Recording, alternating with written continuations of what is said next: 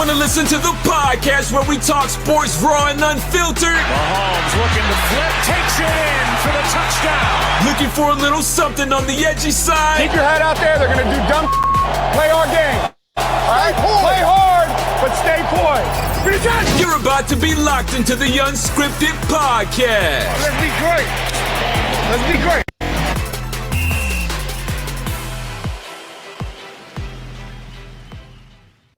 All right, welcome everybody. Another episode of the Unscripted podcast. Makes episode number 26 or something like that. You guys see a couple of new things. Bear with us. We're going to do a couple of different things in the up and coming weeks. First of all, I want to tell everybody to please be safe. Wear your mask. Continue to social distance. The virus definitely is not going away no time soon. So, yeah, definitely social distance. Do all the good stuff. Keep your hands clean. Wear the mask over top of your nose. It goes right there. Shouldn't have to explain that no more. But, yeah. So, we all know that next week, next Thursday, January the 28th, the PlayStation 5 raffle is on. We are locked in on the PS5 raffle. So, please take time out your busy day. You want to do some research. But you're going to cash app $20 at Brian Ain't Lying. Or if you have Apple Pay, if you have my number, feel free to shoot an Apple Pay as well. Next week, somebody wins a PlayStation 5. And yes, your boy finally went to the barber shop because you know why? It's a new year. So, you know, I always change my little situations up, my little style. So, whatever. All right. Got a lot to talk about today, very little time, and a lot to discuss. I want to start today's podcast with, and it seems like it's going to be like a quarterback podcast today, which, trust me, believe me, when I write notes, I don't plan on it being like a certain thing or a certain dynamic. It just happens that way. So I want to start talking about Deshaun Watson. First, let me give this guy the most credit that I can give him in the whole wide world. He can technically just go out there and just tell Houston, just trade me. You know, I want out. I'm demanding out. He hasn't done it at all. He is staying as quiet as he can, but the franchise knows that he wants to be moved. And I think that they're going to respect Deshaun Watson's his wishes and attempt to move him to a better organization. Maybe, you know, I'm going to throw a couple of teams out there. I know everybody is thinking about the Miami Dolphins. I, for one, don't think that the Dolphins would be a good move. I know a lot of San Francisco 49ers fans think that maybe Deshaun Watson could land with San Francisco with their offense and their defense. It'd be a good move, but is Kyle Shanahan willing to part ways with like a lot of the draft? I don't know. For me, the landing spot for Deshaun Watson, and we'll talk about this guy later on, would be the New Orleans Saints. Because the Saints are a team that is built to continuously win. That's what the Saints do, right? So people, I guess I've been reading that Drew Brees possibly is going to retire, right? Let's just be honest. That man played with a significant amount of injuries this year. He's at that age where it's like, hey, man, you got your one Super Bowl. You should have got another with this team, especially over the years, but you didn't. Taysom Hill probably isn't the answer. Jameis Winston, you really didn't give an opportunity to this year. So I'm starting to think that you're like, wow, we just brought Jameis on the team to probably clear up the character that Jameis Winston had, because Sean Payton has helped Jameis Winston, you know, maybe change his character just a little bit. But I think that Deshaun Watson, that is the perfect landing spot for him. He gets to be with at least a proven winner in the regular season in Sean Payton. I don't care what you say. I think Michael Thomas is still a top 10 wide receiver in the National Football League. He's got Alvin Kamara in the backfield. The defense is solid. The question would be, of course, for New Orleans, do they have enough to give up to get Watson? And the answer probably is going to be no. Houston wants the farm, right? And if I'm Houston, I don't blame them, because you're giving away your franchise quarterback. And I'm sorry about the polo today here. I just ran straight from work. They probably don't have enough to give it up. So, like, a team that's probably going to mortgage, I guess, or give away the farm, because I've been arguing with people about this, is that some people think that the Washington football team should mortgage everything and give up and to go after Deshaun Watson. Here's my problem with Washington doing that. Washington, again, I'll say this because I've said it in the streets. I've said it to friends. Deshaun Watson, you're not a Deshaun Watson away from a Super Bowl. You're not a Deshaun Watson away from the NFC Championship game. If you look at your schedule this past season, which I truly wish I had time to bring up because I do not want to bring their schedule up. You know who you beat and you know who you lost to. You lost to the Cleveland Browns, which is a playoff team. You lost by double digits. You lost to the Rams. They were a playoff team. You lost by double digits. You lost to Seattle by a touchdown. You beat the teams that, honestly, you should have beat. So you swept the Dallas Cowboys, which is my team. You swept Andy Dalton, okay? Joe Burrow gave you hell for a half, and then you ended up playing like, Ryan Finley, and you beat Cincinnati. And then you beat Philadelphia with Jalen Hurts, and actually you swept Philly once with Wentz, once with Hurts. So you swept Philadelphia.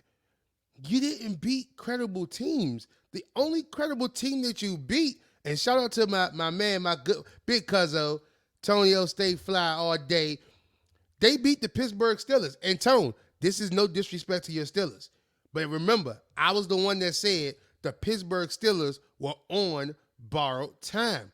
And I'm not going to discredit Washington ending the undefeated streak. But for Washington football fans, understand this. You are not a Deshaun Watson away from winning a Super Bowl. So me as a podcast host, because I'm not going to tell you as a Cowboys fan, me as a podcast host, I would continue to build my team. I would continue to go in the right direction. Maybe draft a cornerback or something like that. Maybe, you can get Kyle Allen to manage the team. You don't need a franchise quarterback to win a Super Bowl. I get it. Everybody's going to say, oh, well, Brady and Peyton. But guess what? I've seen others win it. I've seen Trent Dilfer win it, and I get it. The 2000 Ravens defense was something special. I've seen Brad Johnson win it, and I know what you're going to yell at me again and say the 2002 Buccaneers was something special. I get that. But the Washington football team has 4 guys on that front line. And let me tell you the truth. I'm a Chase Young fan. He has sold me. I'm a guy that loves Chase Young except for 2 games a year. But they are going in the right direction. The wrong direction would be giving up the farm for Deshaun Watson. I don't know what team really is going to take that gamble. If you take a gamble, all I can say is beware, because the expectation will be that you must win immediately. Talking about immediately here, Phillip Rivers retires from the NFL. And this has been a debate over the last couple of days, last couple of maybe years of Phillip Rivers.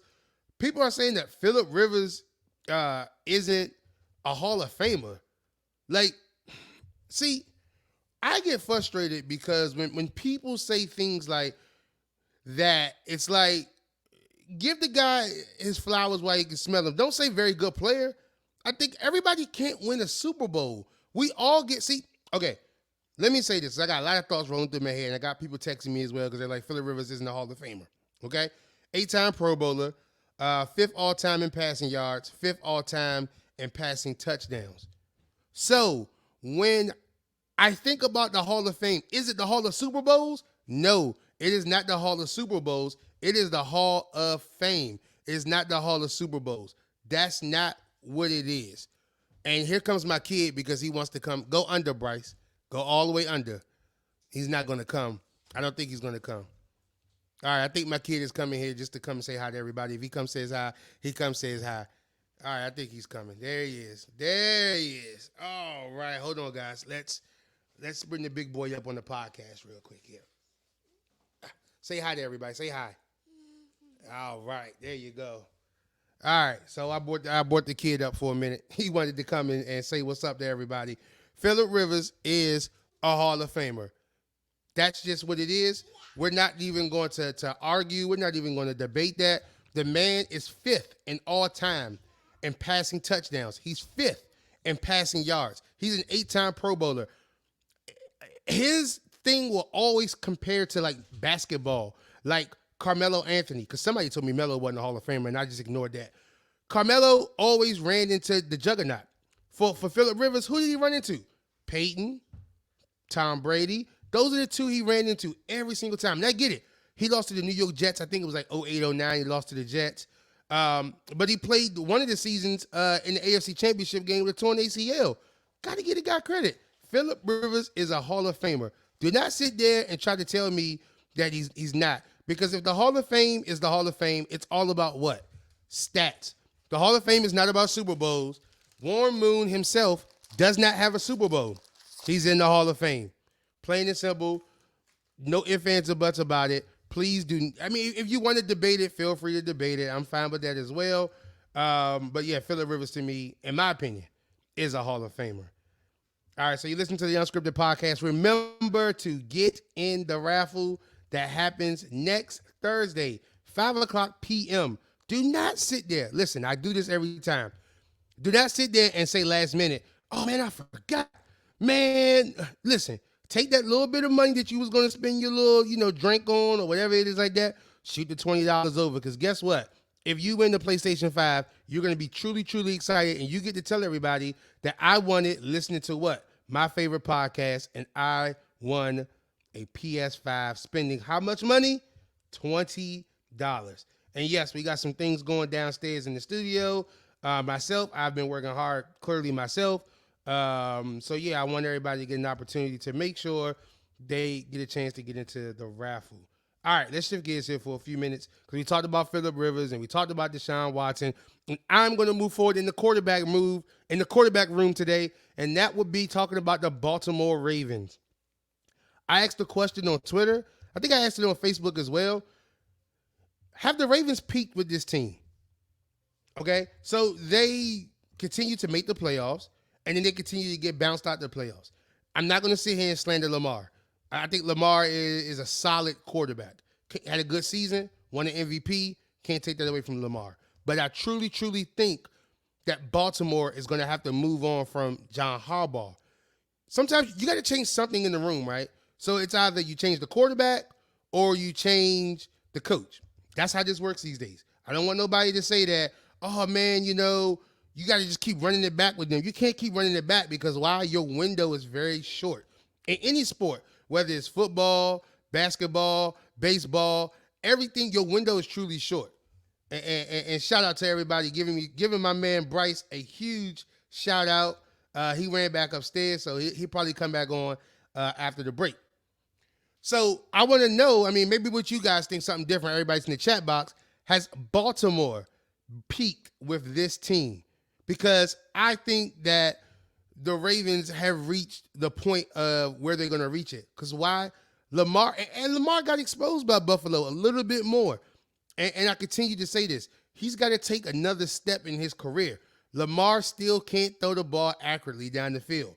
The only person he can throw the ball to is who? Mark Andrews. And I let everybody know, there's the link. If you want to chime in on your mobile device, you can chime in as well, too. You don't have to come physically on screen. We can pull you via audio. The link right there is in the chat box, and we got the chat definitely on fire tonight. Baltimore, to me, again, has reached its peak. I am not going to sit here and blab to you about the Ravens because I'm not a Ravens fan. I just don't think that I just don't see them going no further than the divisional round in the playoffs again. And Deshaun Watson and Juju to the football team or the Jets. See, man, congrats to Robert Saleh. I want to give him congratulations for getting that deal out the Jets. Let me tell you something. He's going to get the Jets back to being relevant. They're not going to be great, but the Jets are going to be relevant because why? The guy preaches defense. The guy's just a leader as a coach. So, again, I think that Robert Saleh will get the Jets to be on at least somewhat relevant. I don't think, they'll make the playoffs in 3 years. If the Jets can make the playoffs in 3 years, if they stick to the plan. Because the thing is, you can't keep canning coaches and going, oh, yeah, I'm going to get rid of this coach. I'm going to get rid of that coach. That doesn't work. So if the Jets stick to the plan and don't can them in 3 years and go, oh, we didn't really make a lot of improvement, you only can go up from here. So yeah, I can see the Jets doing some big things coming up soon. Let's stay in the quarterback room again. I told y'all this is like a quarterback podcast. I didn't even want it to be that way, but it happened. We'll talk some NBA after the break, just to let everybody know. Dewayne Haskins was signed today by the Pittsburgh Steelers. And I think it was a little too soon. It was good for Dewayne to get an opportunity. It was good for Mike Tomlin to say, you know what? I'm going to give this kid a shot. Because Mike Tomlin is becoming the Bill Belichick of giving people chances. I think maybe, I'm just not too sure if Pittsburgh is trying to groom him to start next season, because Ben Roethlisberger is like what? I think he's about to be 40. He's due like 30-something, almost $40 million. Look, if I'm Pittsburgh, I cut Roethlisberger. You do not go in the next season. Week 1, Pittsburgh fans. That includes you too, Tone. You do not go into week 1 next year with Ben Roethlisberger as your starting quarterback at the age of 40. Because why? The guy doesn't know how to lead. And I think that Mike Tomlin just wants a fresh face in Pittsburgh. For Dewayne Haskins, he should have waited. I think Tomlin should have waited maybe another 3 months. And if the timing was right, if they had a discussion, has Dewayne matured? And I'm not the one to judge anybody, because guess what? We all were Dewayne Haskins' age before, right? So we all made mistakes at 23. If you didn't make mistakes at 23, then just don't listen to the podcast, because you made a ton of mistakes at 23. Dewayne needed to sit a couple of more months, and then Mike Tomlin could have made the call. Now, I don't know. Maybe another team was in the mix. Maybe I don't know what could have led Mike Tomlin to call Dewayne Haskins this early, but I'm glad for the kid to get a second shot in the National Football League. And guess what? In any sport, you're lucky to get one opportunity. You get opportunity 2, you can't blow this with Pittsburgh. It's a well-known franchise. In this world, that means you've played for 2 of the most, famous franchises, with the Washington football team, which was your home team, and the Pittsburgh Steelers. I think him being in Washington was always a bad idea. No player should ever play for their home team coming out as a rookie. Do you know why? I'll tell you why. You have friends. What does your friends want? Tickets. You have friends. What else do they want? Money. What else do they want? How can you sneak me into this autograph session? How can you? It's just too much pressure when you're in front of your home crowd. So again, Dewayne Haskins is now going to Pittsburgh. Hopefully he's able to mature as a quarterback. I don't know what Pittsburgh plan is next year, just to start the season at quarterback. But if I'm them, if I'm the Steelers, maybe I talk about trading for Matthew Stafford. I mean, I just don't see you going into next season with Ben Roethlisberger again. The guy's not a leader, never has been a leader. He's won 2 Super Bowls, but damn sure he is not a leader. And that's the way I see it. I don't know if anybody disagrees with me, but if you disagree, truthfully, I do understand. All right, let's shift a couple of gears so we take a break here. Tom Brady is back in the championship game, and this time it's the NFC championship game. Listen, I was wrong, and we can do Brian Right, Brian Wrong real quick, because I stole this from Colin Cowherd. Brian Right, you look at my Facebook status, I'll pull it up for everybody and tag people in it. Justin Jefferson will be the Offensive Rookie of the Year. I got that right. I'm just going to, let me see here, because I can tell you what Brian was wrong at, because Brian was totally wrong about the Tampa Bay Buccaneers being a one-and-done team. Now, granted, the New Orleans Saints just gave away the game. Drew Brees turning the ball over. I mean, giving Tom Brady half of the field. But I'm not going to make excuses. I still think that when it comes down to it, it is Green Bay's time. It is time for Aaron Rodgers 10 years later to hold up a Super Bowl trophy. All right, so I'll tell you what Brian was right at. Offensive Rookie of the Year, Justin Jefferson. Brian was wrong. Baltimore versus New Orleans in the Super Bowl. Totally wrong. Tampa Bay Buccaneers, I had them as a wild card. I had the Vikings as a wild card and the San Francisco 49ers. I got 1 out of 3 right. That is crazy. I thought, San Francisco battled a lot of injuries. But, so yeah, back to Tom Brady. I got to give the guy credit. 20 years in the league. He's still relevant. Tampa Bay's defense isn't that good. Their offense has been up and down all year. They signed Antonio Brown. Tom Brady is the greatest of all time. And guess what? To be honest, age is a number. The man is 43 years old, right? He don't get hit. He got another 3 years. In reality, he's got 1 year left, but he could play till he's like 46. Tom Brady is just that good of a football player. He can command a lot of different things, you know, and props to Bruce Arians. I give Bruce Arians hell throughout the year, but having the opportunity to coach Tom Brady is nothing but a blessing, and he's found a way to manage through that. And Tone says, I find it funny that Tom goes to Tampa and the Super Bowl is in Tampa. He's about to be the first ever quarterback to play the Super Bowl in his home stadium. We know how these things work. Listen, if somebody breaking, the whole curse, it's got to be Tom. So, like, for basketball, it was Michael and things that, things were never done that Michael did. Tom Brady's got an opportunity to play in the Super Bowl in Tampa, and this is going to be the biggest game of Aaron Rodgers' career. Because if Aaron Rodgers can stop Tom Brady from playing at home in the Super Bowl, that starts to talk about Aaron Rodgers' legacy. I already think he's a Hall of Famer, first ballot, probably top 5 quarterback ever. But if he can stop Tom Brady from playing at Tampa Bay in the Super Bowl, different ball game. And then let's talk a little bit about the AFC as well too, because there's no guarantee that Patrick Mahomes plays Sunday.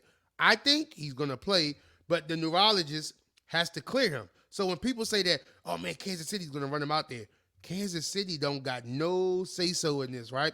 So when you think that Kansas City, you can just say, oh yeah, we're playing them. No, Kansas City has no say-so. The neurologist has to clear Patrick Mahomes for him to play. If he plays, I think they defeat the Bills. I see the Chiefs and the Packers in the Super Bowl. If Patrick Mahomes somehow doesn't play, anything possible is not beating the Buffalo Bills. It is not happening. Tony's got Bills and Packers in the Super Bowl. Bills and Packers in the Super Bowl. And Aaron Rodgers wins the Super Bowl. He's 36 years old. My thing is, does Aaron Rodgers start to say, should I or will I retire? All right, what we're going to do is we're going to take a quick break, come on the other side of the break, talk some NBA for a little bit. The Brooklyn Nets giving up 147 points last night. I won't tell you who because you have a phone and you can check it out.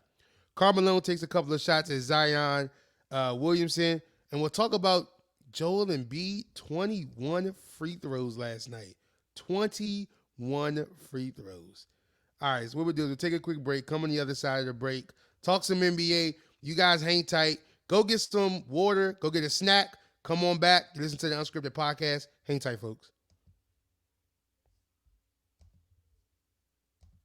Hey, this is Freddie Coleman of ESPN Radio. It's Freddie and Fitzsimmons. You can catch me from 9 p. to 1 a.m. Eastern Time, Monday through Friday on ESPN Radio, the ESPN app, and Sirius XM Channel 80. But when I'm not on the radio, one of my favorite podcasts to listen to is my man Brian Langford and the Unscripted podcast.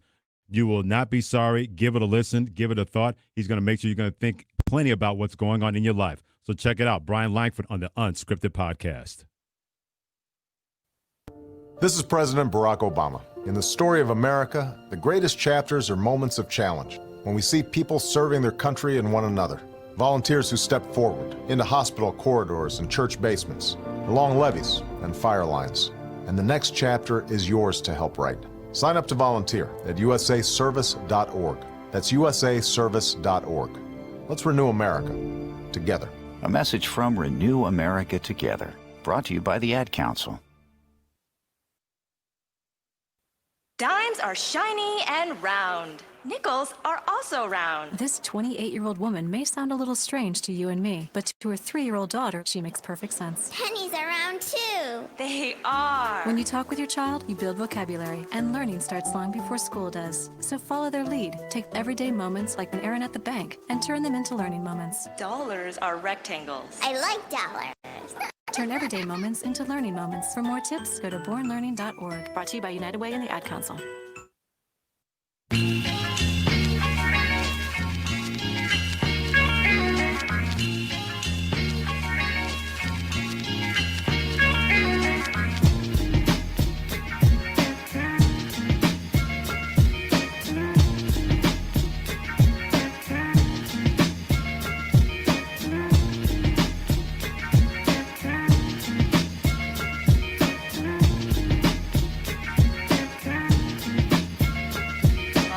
everybody. Unscripted Podcast is back. Your mind is not playing tricks on you. Donald Trump is no longer the president of the United States of America.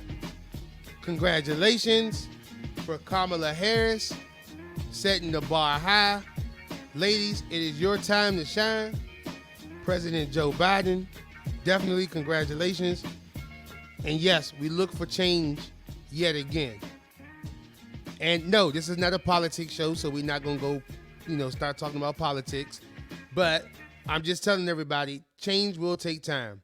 And if you know about change, it just takes time. All right, so we're back. And I said when we came back, we were going to talk about the Brooklyn Nets. Sorry about that. I had to move the mic here. My son came down during the break and wanted to play with the mic and everything. You know how these things work. When you got kids running around, somebody's asking me, like somebody just texted me, right? And said, how are you doing a podcast with your 3-year-old hanging around you? He knows when it's go time for daddy, he doesn't bother me. He knows what time it is. He actually came downstairs and started mocking me. Like I brought him a microphone, so he's like walking around. I wish I could show you guys. He won't come no more, but I wish I could show you guys. All right. So I said we came up from the break. We was gonna talk about some NBA. The Brooklyn Nets gave up, 147 points last night. To who? The Cleveland Cavaliers. Cleveland does not score 147 points. Here was my problem with this. I said when you made this trade, this was going to hurt a little bit more than it would help. Jared Allen, key part of this game. Colin Sexton, let me tell you something. He dropped 20 in a row. I want to acknowledge that. Rocking the Kyries, wearing the number 2.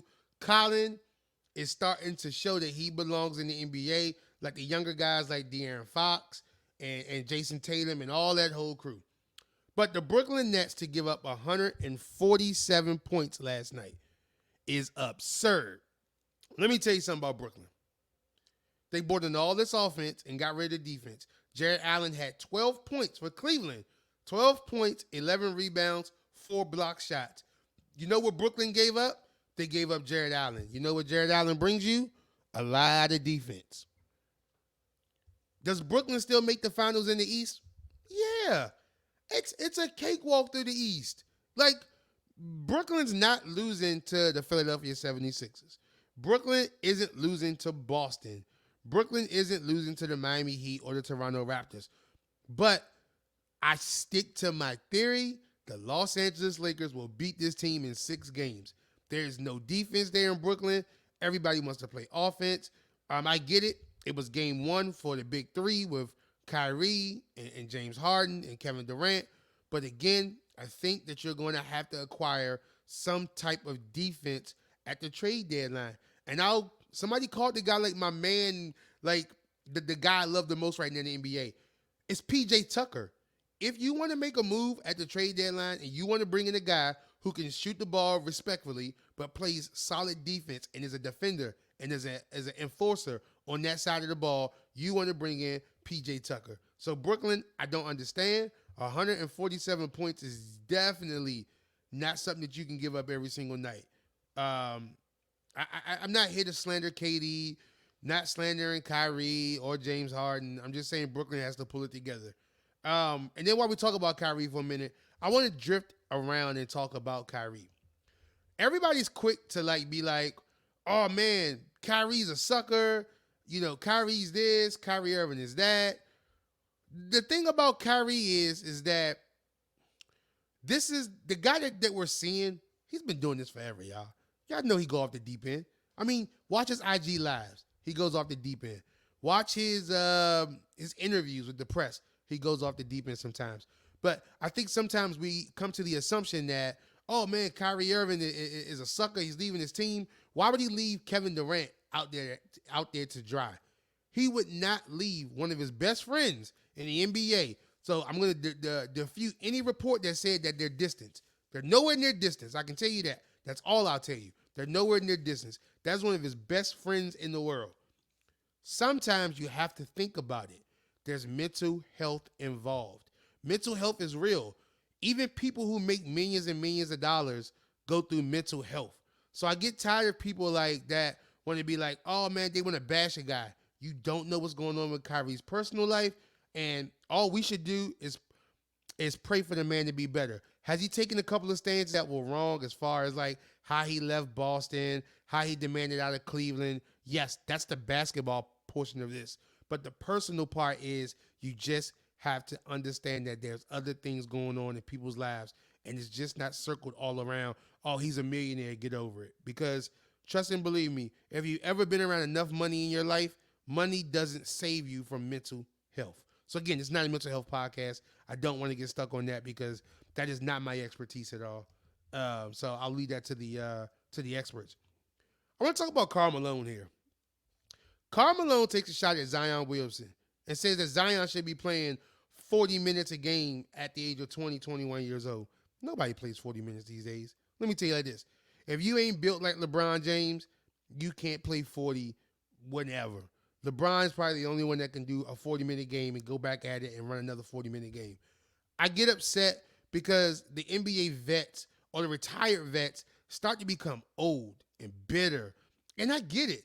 The contracts piss you off more. Why? Shaquille O'Neal got mad at Rudy Gobert, right? And he was like, oh, he shouldn't have got $200 million. I'm dropping 45 and 16 in these days. Let me clear something up about Shaquille O'Neal. And you guys can get mad at me if you want to. Shaq is not lasting in this NBA. It's different generations. It's different speed. The NBA is 10 times faster than what it was when Shaq was in the NBA during his prime, during at any time. NBA is truly faster, and I don't like, again, the older guys like Shaq and Karl Malone. They want to call out the younger guys. Be there to support them, right? Zion just can't go up to Stan Van Gundy and be like, hey, Stan Van Gundy, so Karl Malone thinks I should be playing 40 minutes a game. Put me in for 40. No, that's not their scheme. They got Zion where they got him at, between 30 and 33 minutes a game. Karl Malone played just about the same amount of minutes as Zion played as a 20-year-old. What is he talking about 40? Like, Karl Malone played 40, and what did 40 minutes get him? Not a championship. 40 minutes just got him what? Stats. It's all about winning the championship. I want to see Karl Malone work with Zion. I know he said that he was open to training him, but you're not going to train a guy to play 40 minutes. Not in this NBA. The up and down speed, way too fast. I definitely want to see the older veterans or the retired veterans support the younger crew more versus always wanting to, bash them and bring them down or anything like that. And talking about the younger guys, let's talk about Joel Embiid. Joel Embiid took 21 free throws last night. I shouldn't even talk about this because, I get pissed off. And I know I'm a diehard Celtics fan, but there's no way that Joel Embiid takes 21 free throws. 21 free throws enters the conversation of Michael Jordan, Kobe Bryant, LeBron James, even guys like D. Wade, AD, any guys around the net. That's not Joel Embiid. Marcus Smart now is the wrong one to call him out to say that, oh yeah, he's a flopper. That's what he basically called Joel Embiid, a flopper. Marcus Smart wrong. That should have been the step for Jaylen Brown.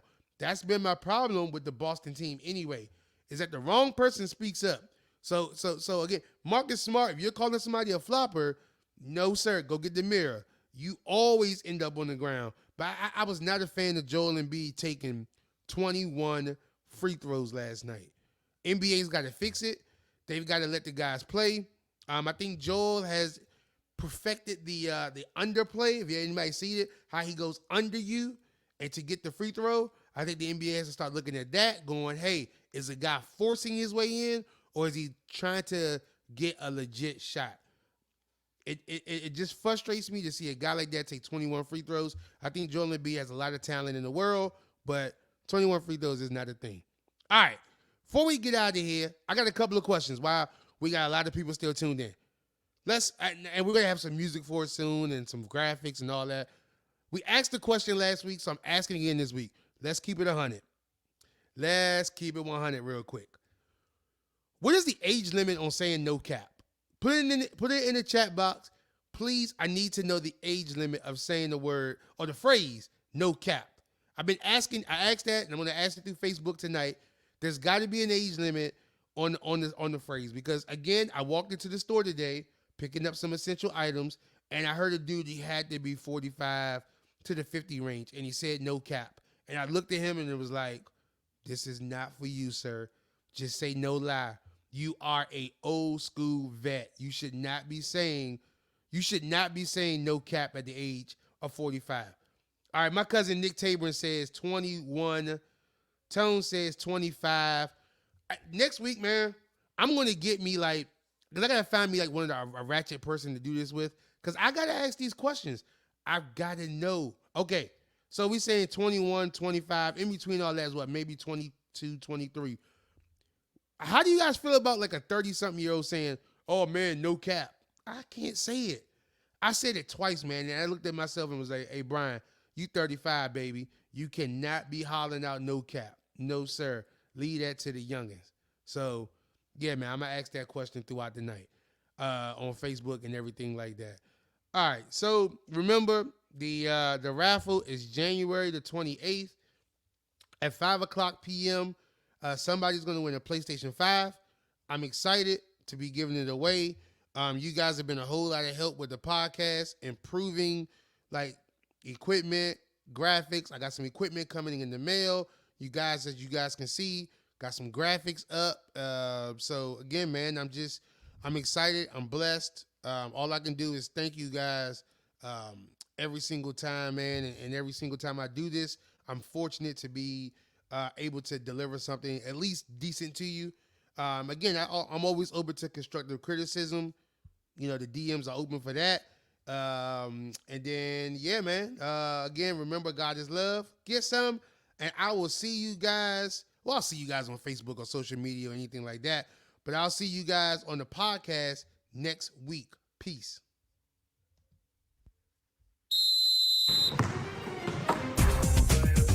Thanks for listening to another episode of the Unscripted Podcast. Be sure to subscribe on your favorite podcasting platform so you never miss an episode. We'll see you next time.